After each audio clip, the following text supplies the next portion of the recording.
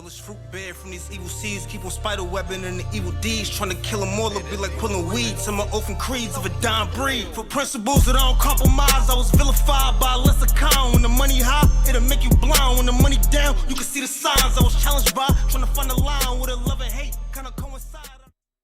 This is dope, though. This is dope. Thank you. Yo, welcome to another episode of At the Bar Wit Beast. I'm here with my longtime friend and very accomplished gentleman, Decky Lawson. Yo, thank you for coming to chat it out with me, man. Yo, so I met you back in the days when, for me, coming up here from the city,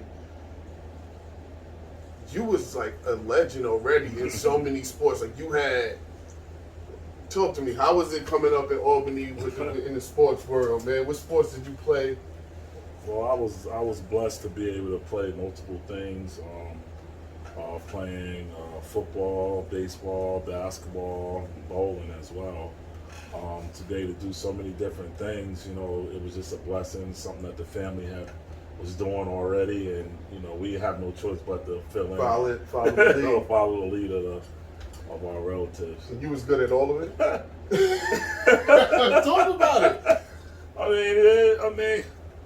I put in work in a lot of those sports. I mean, like I said, all being around it, you know, 24/7. We didn't know what my dad or my uncles where they were going. We just jumped in the vehicles and ended up at a bowling alley, you know, baseball field or basketball court. But you know, when it came down to the football, really. Not many of us did football, but you know, me and my cousin Dexter and Kurt, but it wasn't too many of us that did football, so that just something that just fell on me that I loved. So what positions did you play in the different sports? Football, I played runner back, some quarterback, basketball, guard and forward, baseball, and I played all the positions in baseball. You know, bowling speaks for itself. Yeah. If you had to pick one, could you? I mean, I got love and passion for basically all of them, but you know, I loved basketball more, but I knew I had more talent in football and baseball. You know, basketball was something that just, you know, it just stuck out to me more for some reason. But I would just had the tools more in baseball and football. Gotcha. Let's talk about something that you have tons of, and it's a beautiful thing, and I love seeing it because I didn't really have it. Family support. Like, how important is that just for a young athlete or whatever you're trying to do in life, just to have that family support? Like, y'all move as a unit. Like, Lawsons don't play no games, man.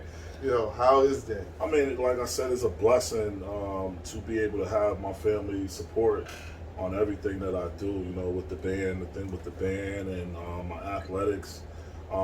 Looking around and seeing that they're behind me is just like having a six-man in basketball and having an extra person in whatever sport that I play. It's just a beautiful thing, and you know, I just like to keep that family value going and hoping that this legacy thing just keep going. Now we got Henry coming up, and that's what I'm saying. Like, I just see it. I see it continuing because, like you said, the younger guys fall right in line and they show the same support. They showing up to stuff. Nah, it's dope.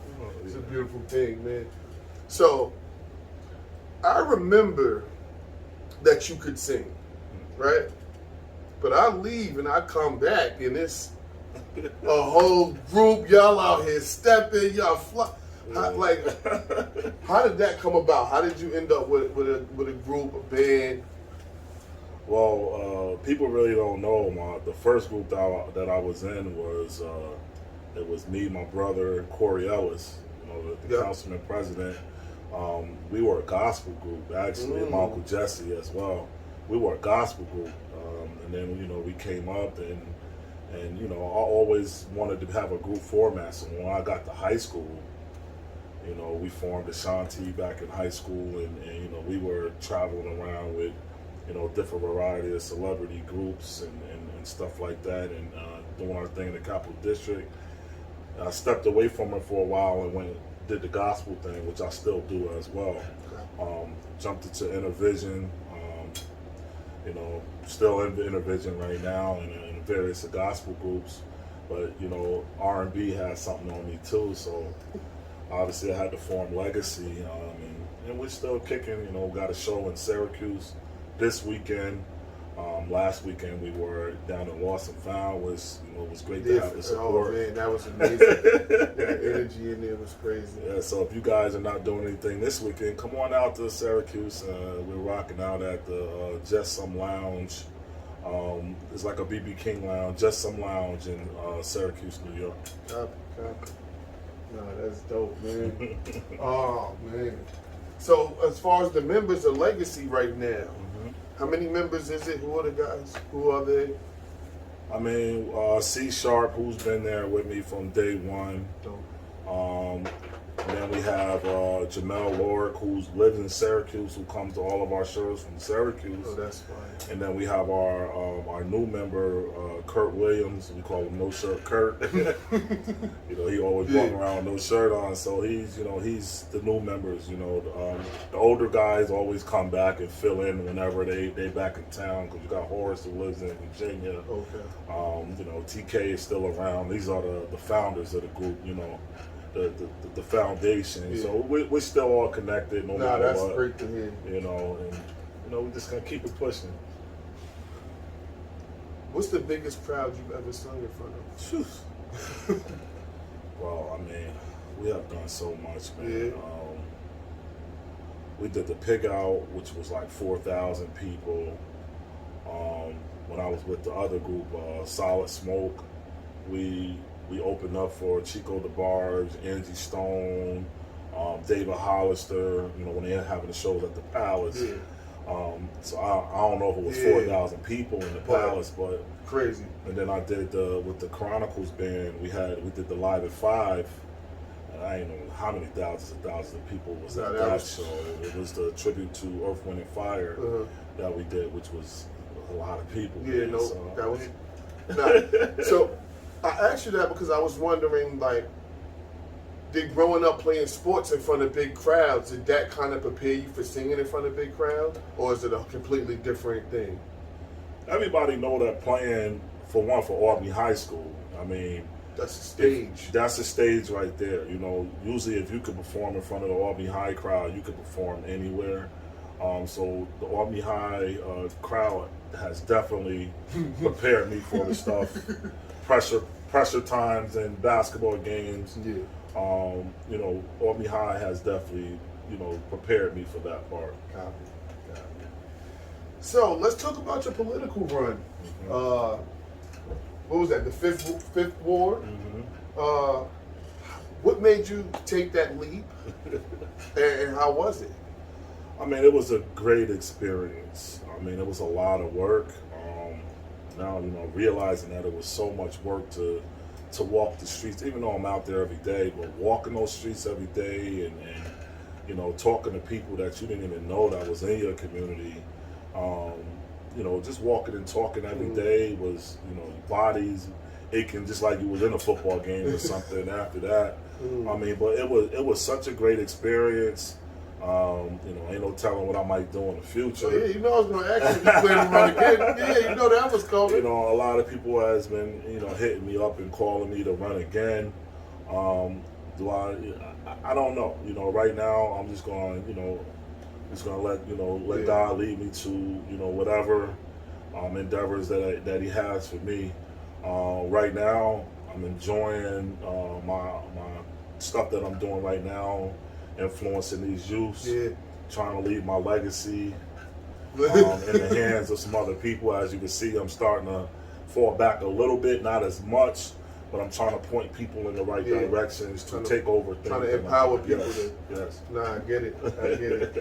But I, as much as I get it, I'm sure that people would love for you to run again. Oh yeah, and, I know that. we would just, you know, in general, to see people that come from the neighborhood in power and in positions that can affect change is always a wonderful thing. When did you transition into the coaching? because again, I left and you still was playing. Like, I mean, you still was on the circuit. Like, and then I come back and it's Coach Decky. Yeah. Like, I mean, the coaching thing came from, because my first team was my South Pearl team, my SP team, back in the day. This was like when I was like 18, 19, right after high school. Gotcha. You know, being down in my old neighborhood in South Pearl, was a bunch of kids hanging out there, and I'm like, yo, I can show y'all something. Like, I can get y'all some games. We can get out of town, play somewhere, and then, you know, it started picking up from there, you know. And then my daughter started playing, my older daughter, you know, she started playing, and I was like, I'm gonna coach her team, you know, her third or fourth grade team. So when Shania started playing basketball, it went from there, because I went with her all the way up, even when she got to the high school, and it was just a blessing that everywhere that I went, when I got to coach her 8th grade team, all of a sudden the freshman job opened up at Albany High. So it was like my steps was ordered, you know, 9th grade. Then all of a sudden I coached 1 year freshman. No lie, the JV job opened up, boom, instantly. Like the next year, coached JV for 2 years. All of a sudden the varsity job opens up, and I'm right there in a perfect spot to take over the varsity job, you know. And that was just a 1 year deal at first, and we wound up winning a championship my first year. And so I was like, no, I'm not going nowhere now. So it was just a good feeling and a good taste, man. And I love that's it. fire. Yeah. You know what I mean? Great success story. That's good to hear. I was gonna ask you, you know, because I coached a little bit, but I also understand the climate of what's going on out here in the relationship between men and women. So I was going to ask, was it a difficult decision to coach young ladies? Because, you know, it's spooky. So was coaching your daughter, did that transition make it easier and it just seemed natural? It was, I mean, you have to put in some time for you to get comfortable. Gotcha. With all of these kids, they already knew who I was, and they were already around me. Like, all of her friends played, so it was real. Like, oh yeah, I'm gonna listen to him. So it just got bigger and bigger and bigger every year, and kids wanted to come play for me. Transitioning to on the boys side, like South Pearl team, you know, we were out there competing against everybody, and seeing them and me coaching them and pushing them made more people want to come play for me. Yeah. So it was just a chain reaction. It was crazy. It was a great thing to see on both sides, girls and boys, and you know, it just transitioned to this, man. And it's beautiful, man. Nah, that's dope. So let's talk, since we're here, let's talk about this year Albany High's girls team. Wonderful job, great season. The girls really put on. Tell me about the season. How was it, man? How was the ride? Yeah.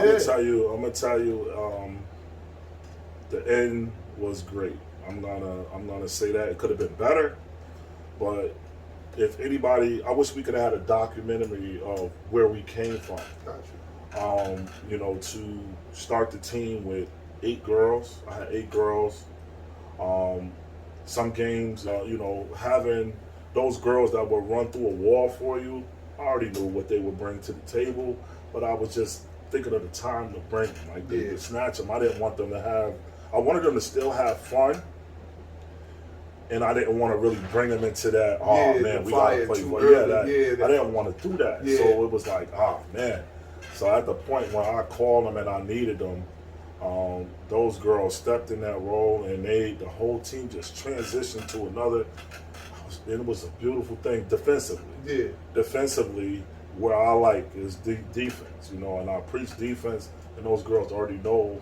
But you, yes, the philosophy of the defense, and they turn the whole program around. Nah, that's dope. Do I think we should have went a little bit farther? Yes. There's some things you could do. You know, we could have done a lot better, you know, at the end, but I didn't have a lot of time to prepare them as a unit. Got you. You know what I mean? But like I said, they knew their role, but to prepare them for certain things, which we know was going to be a lot harder to repeat next year. They know they're going to have to come in the gym, and it's going to be the sweat box and boot camp, and they know it's coming. So it's going to be a beautiful thing to see how they're going to react to what we did last year. Yeah. Nah, that's dope. And you know, it's a small town, so I heard bits and pieces of what was going on. I never knew you was depleted all the way down to 6. Mm-hmm. But like you said, to see how it ended, to see how they came together, to see how they still overachieved is amazing. And I look forward to seeing them next year as well, man. We can't talk about the high school girls and not talk about the little ladies, man. Tell me about the little lady stars, man. I see you got the little babies out there now, man. You ain't playing around with them, man. Oh, no. You know, I took on a role for AAU, which a lot of people wouldn't want to do. We have a lot of girls. I say 90% of our girls never played basketball before. Gotcha. I knew it was going to be a challenge, and I wanted to take on that challenge. My blessings is to see them grow and what they're going to do after. I don't care if they play for another coach after. Do I hope they stick around and play for Albany High? Yes. You know, would they want to play for me? Yes, I would love that. But my thing is just to see them get better every day, man. I got some talent. These girls are something else, man. And everything that I see, every goal that I see them meet, man, just bring a tear to my eye every time I see it, you know. And these girls know. They come to practice every day. These girls ready to ball. And you'll see them this summer at the You know I will, they man. coming. All of them is coming in our Junior Falcons season, which we're doing, you know, getting ready for right now. And, you know, still looking for a few more coaches for the Junior Falcons system, but we probably have over 100 and something girls trying out for that team this year.